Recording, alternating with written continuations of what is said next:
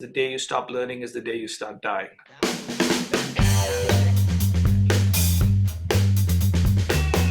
Why would we ever do what we did before?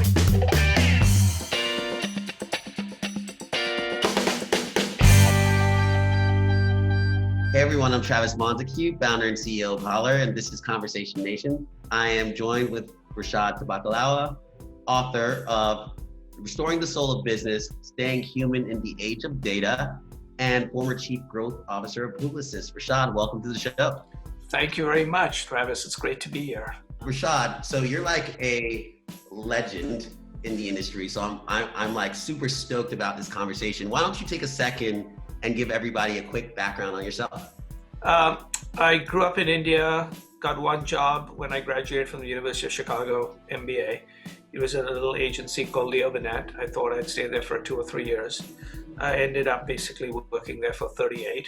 I then started another career as an author, and I both write, I've written the book, which has been relatively successful, as well as the free newsletter that we were discussing at rishad.substack.com.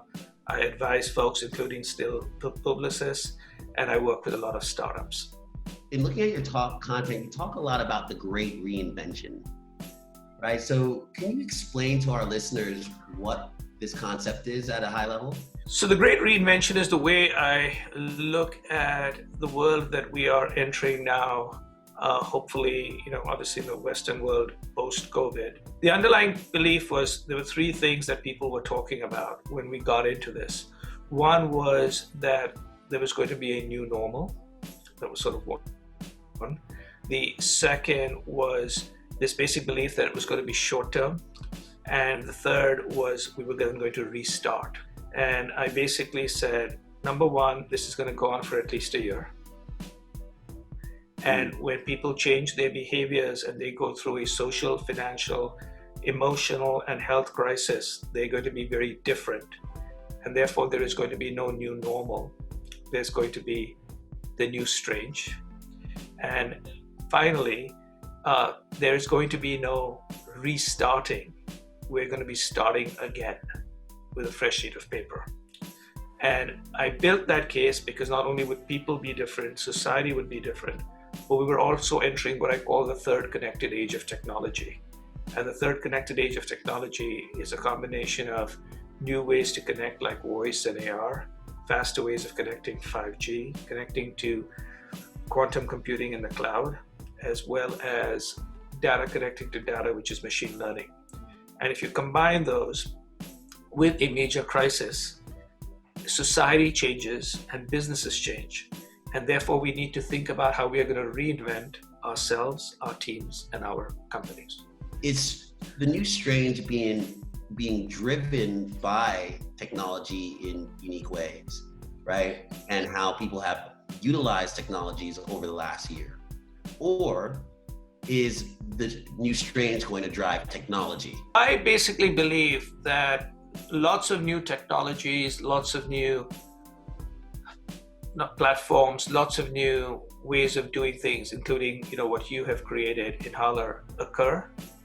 The ones that actually work are the ones that are connected to human connection. So that's why I call it connected age. So if you think about it, there were a lot of technologies that came out in the 1990s.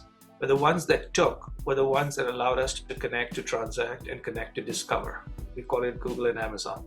Mm-hmm. In the 2000s, the ones that took off were the ones that allowed us to connect all the time and connect to everybody, which was social networks and smartphones.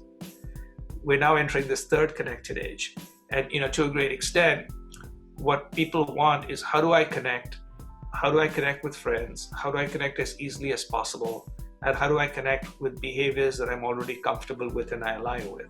Even as a founder, yeah, and thinking about, and even as a person who's just at the beginning stages of starting a business, I think there's so much to learn about how to not go astray. My suggestion, and everybody has a different way of deciding what they want to do and how to do it, but both looking around at people I admire over the years and having written the book where I did a lot of research on this, I eventually identified 3 traits that keep you honest. Okay. Trait number 1 is spending an hour every day learning. because even if you're a founder, even if you're a leader, the half-life of learning is declining. And the way I look at it is the day you stop learning is the day you start dying. Number two is to build a case or surround yourself with people who will tell you the exact opposite of what you believe. And the reason is, again, as a leader and as a founder or anybody successful, people try to be a mirror to you. They reflect what you want versus what actually is happening in the real world. And so to a great extent, you want to be careful of that. And especially today with algorithms and the way we hang out with people that we like, etc., we can start to begin to believe that our flatulence smells like Chanel 5.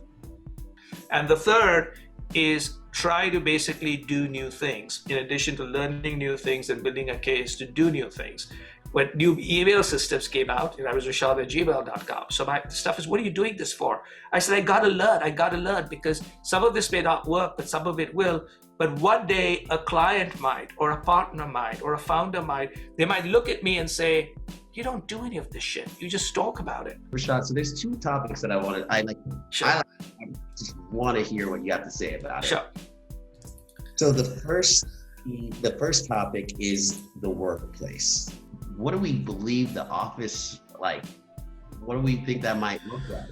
So here is something that I've written about, which a lot of people thought very interesting. I don't use the word hybrid. Okay, I think hybrid is not imaginative enough. I believe what we're now entering is what I call the unbundled workplace. Assuming country, culture, and type of company, there are going to be 4 places that people are going to spend their time at. And companies are going to have to basically say, you can spend your time at any one of these 4 places, and then they put certain small rules on certain things, right? You can't have no rules, but you want to give flexibility. We anticipate you will continue to do some work from home, right? We expect you will do work from home for 2 reasons.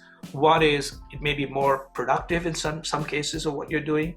And second is it may fit better with your life, your family, and your need for flexibility. The second is you will come into what I call headquarters, which I no longer call the office, I call the museum, okay? The museum is the headquarters where people come to understand the culture of a place, look at the old artifacts, if it's an older place, old packaging, photographs of founders, right? The third will basically be the place nearby or another place, a WeWork. Many companies will hire little WeWorks where people can gather. And then the fourth one is what I call the experience. And the experience is what companies like Automatic have done, where 1 week every quarter, all the employees in a particular team get together in a location of their choice anywhere in the world. And they all get together, they talk to each other, they train, they bring in speakers, they solve problems, and then they come back again 12 weeks later.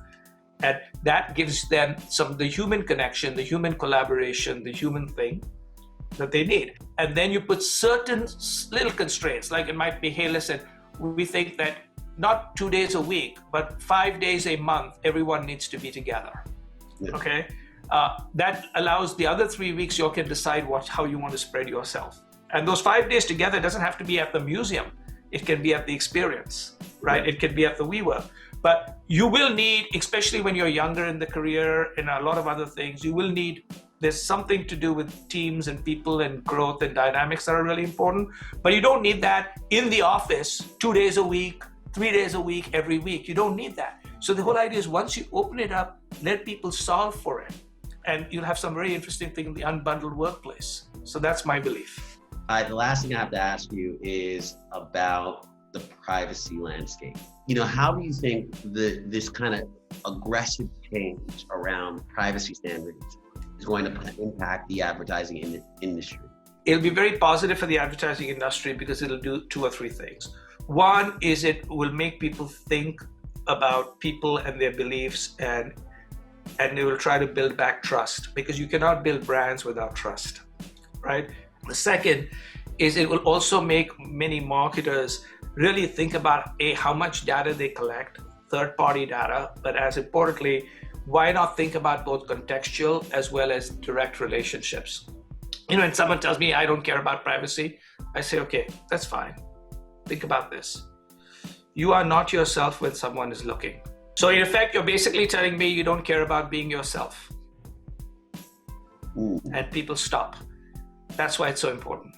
for me as a person who's been talking about privacy and talking about service, not surveillance, if your business model is breaking because consumers have a choice, that means that you need to ask yourself the question, what's wrong with your business model? Exactly. Right? Exactly. See, just because you're rich doesn't mean you have vision. Well, Rishad, thank you so much for this conversation. I am like, it was everything that I could imagine it to be. Well, thank you for the opportunity. And I thank you so much. As a founder, as a listener, as a person moderating the conversation, I truly enjoyed it, and I'm sure we all will. So perfect, and I'm a big fan of what you're doing and how you're doing it, which is really important because it's not only what you're doing but how you're doing it. You know, someone basically said it's not necessarily getting to the top; it's how you get there.